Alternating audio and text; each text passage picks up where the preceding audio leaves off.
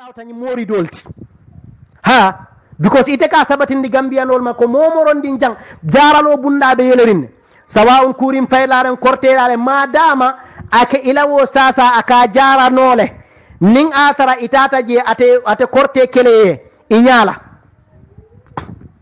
kato mustahil wa seke jarallati kortelale ma te ka jararoke walla ite kun kilin yana jaralola je ay sila do yusmen manke korteti wote kering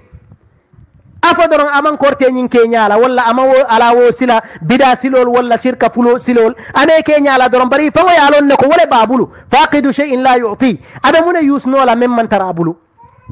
woto nyin kumo be muni diya dam maleti nin kumo be mu fam fasaleti ni diya dam male mati bari aman kati aman sahaya momorondin na sabati ta ko korte lale mati walla aka jararo ke nin korte silol la walla aka jararo ke silol men na ihram tale walla aka jararo ke silol men na bida silol le mati ate dala muslimoye ay sasa ay wo mari walin ate dala ahlus sunna wal jamaa nyine mula kumolti ila lonna be ibe nyine fa manke ba ke mo fatiya fo nyame ka fa ko fiqhiyan ani fiqhi ay kitab ke mo ite o karan kitab jumale to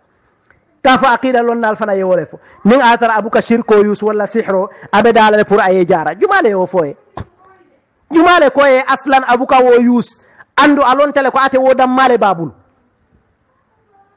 woto ni diya abuka dino samba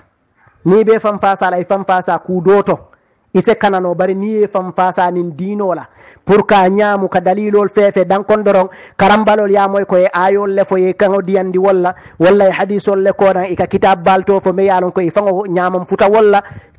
wota tinnalan tol ngetu aketa momoron dinti wallahi alladhi la ilaha ghayru aketa momoron dintintetula woto ñine ɓeɗen ni mbakemola woto bakemola ñing amanke bakemo dammati bakemole ta wañarta bari tomal ɓe silo kanne ila kafo mol wala yatnan kon tolni nyulte keno la kilinti damen to ika men kili iman to nyaaya woto men musunnoti ala lon ko mol nte man tara sufi fasa kan jang man tara mo fasa kan tebe ala le fasa kan dino ndole sahayandi kan woto nin atara abe wonyama men ben kan sawa on hanin atara gambianol kan tol be bula boto kilin lafta wala e bang kaaje kon tol be nyinte nyulle mun tol la ke nyul manken tol la kebat e manken la kebalti bi manken na kebalti sama na silol man killing hanin atara na kilirol na da kolomol ka kuma killing wala fa sunno bare amanke ko momorondi dimba fo buka dimba buka nego dajani kabe ko sunno o ma itandi ko musunni wolti mol nyantela momoron nin ko sunno salafiya nyantela barole jibela nana sabatita sahayata wotumole ebe kelati bar nin atara yakili hanin atara yakela wirdoleti so manda nin tilo e ka fo signa millionol nin atara ila barona waliti kensen na imankati woto ila kafo femba jama bebe je kata morol yale walla ika mori ya kele na wato sita mbeto folal e tolla kafu nyoma be je umar kafu nyoma be jele me yalon ko aka mori ya kele dalilol be mbulu menul be koyrim pat afango dala ako nyin arabol be siti kelela wala nyinti ko arabol abe ko dundila katumol lel kono e kali ko do nataay abe wulo kono jana bare arabol ka tarajele abita arab bankol to dubay dinkiral to abita ko do natilanan aka arabol le siti afango kanyim fo bari talibol ya fonye ko ye umar diamundi wala le ila ya fonye ko ya diamundi wala ka faaye ko e kafu nyoma aka mori yakele wala korte ni nyin sihrol pour nyin kamala ka mol soto akate wo foye ne kabri ibe karangola muritani ka faaye ko amam bete bari weye bang tayi bite ya foye ni atara amam bete aman son kabula munad nabe kele kafu nyoti ni atara tonya ite yaje ko mori ya nyin silo korte ni nyin fen ko aman kati munad na ite ya fatandala e bang hani biya mu kafu nyoti woto akamuntale wuri kensen neng itolbe place ni non la pour mol yelong kabri e wo soto wala yat nabi sita e bukela diam moy dinkirato e buka diamu morol to andu morol be la ko wala hani bi woto wo mu kilinnati fulan jango be janne abela groupe ko no abe kombo janne afanan ka mori ya kala ka nasol safe musolye ning ka fo ko ha woka wulo sone yandi male andu i kafu nya abela groupe bari membale mati bari alfa le mati abela lonnal le kono nato wato sita mba folale aka nasol safe molye di musolye musu kono matol aka naso safe molye men yalon ko ka fo ko pour hakil diyar lango ka fo ko di kadi dinni walla talibol la taring ka fo ko hani wol ka ni wo ka wona so min e hakilo ka diyale ate ka wo kala ando abela ka fo ko abela lonnalle kono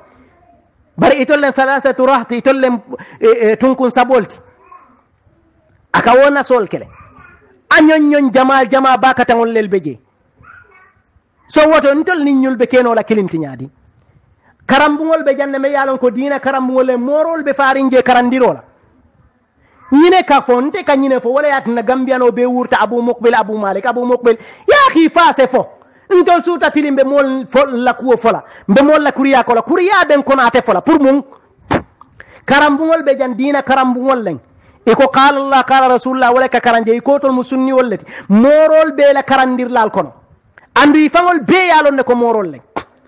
wo morol kam wol yamar karandi kanaterola ka fa ko ajina tunkol ta aleta kanatero ke saji fimbante lota wo kanne wo morobe karambum bale kono jang karambum ba kata me yalon ko abe gambia jang muslim islam karambum len karambum ba niatara manke atele warta beti fang wonya karandi abe karandirola wo karambum war sanji jama ayentol karandi wo karam wonyinto amankate dammati mori fulan jama fanambe je wo fanambe karandirola je hani bi abe mori yala talibol men yalon ko be mori yasiloto wo botolen ibe wo karam ngoto andu itol be yalon ite yela karam mo yele muslime karam mo morol be je ite be diamu no la moroto nyaadi woto ni diamol yenda ha wala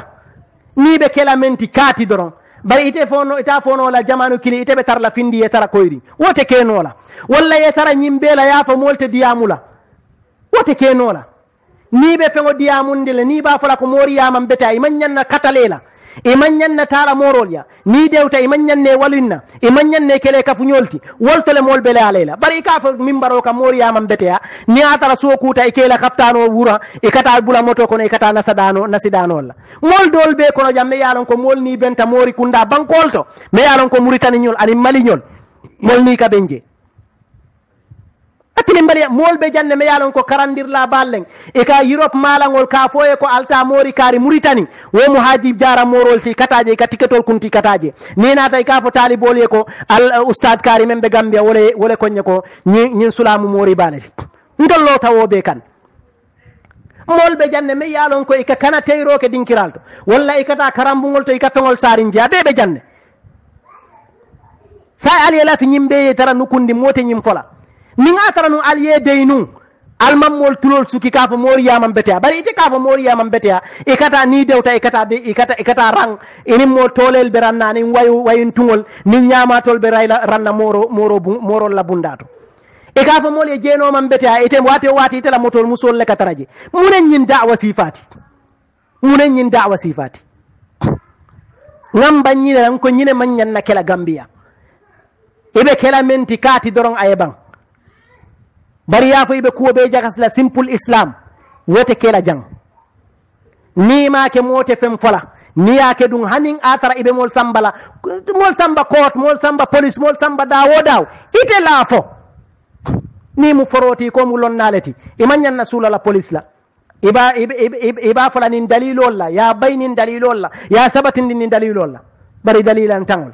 ni dia no mala wobe dalilo bola min tol woto nyine be kering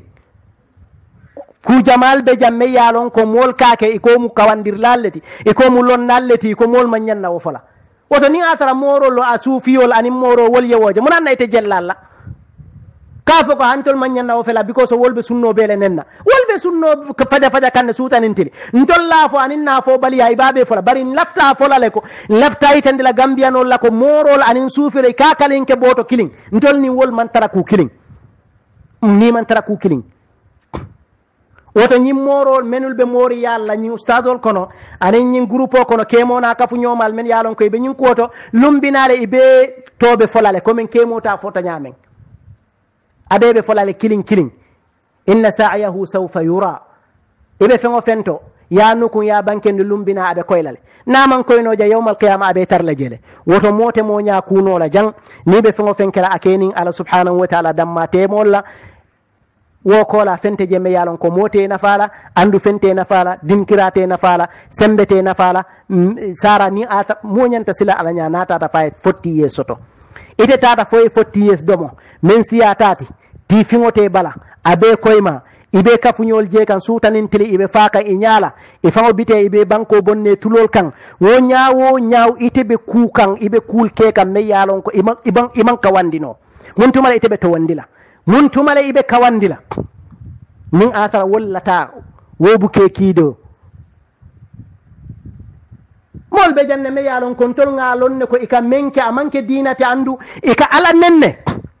hani ngam wollo me yaalon ko ibe ja ika ko hani kenetota alale mati bari ika do ko ke mol ye me yaalon ko karandir la balle muti jay ka do ko ke buka hani la ko fola